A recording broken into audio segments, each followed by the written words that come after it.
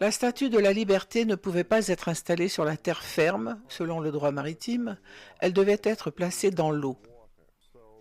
Ils ont donc construit le port de New York et y ont installé la statue de la liberté, car la loi stipulait qu'ils ne pouvaient pas la placer sur la terre ferme. Pourquoi? Parce que la statue s'appelle la statue de la liberté autorisée et non la statue de la liberté d'autonomie.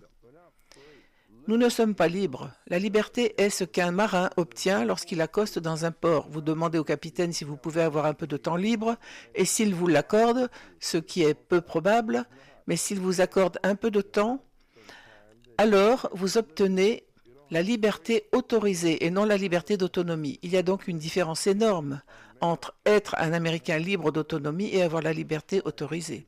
C'est donc pourquoi vous ne pouvez pas installer la statue de la liberté sur notre territoire. Ce n'est pas la statue de la liberté d'autonomie, c'est une statue de la liberté autorisée qui n'est qu'une chose qui vous est donnée, accordée quand ils en ont envie. Exactement. Et tout gouvernement qui peut vous donner quelque chose peut vous le retirer. C'est pourquoi les droits civils n'existent pas. C'est pourquoi vous avez l'Union américaine pour les libertés civiles et non un droit civil, car civil vient de gouvernement civil. Le gouvernement, eh bien, chaque fois que le gouvernement vous donne quelque chose, le gouvernement suivant vient l'annuler. Vous n'avez donc aucun droit, vous avez au mieux la liberté autorisée.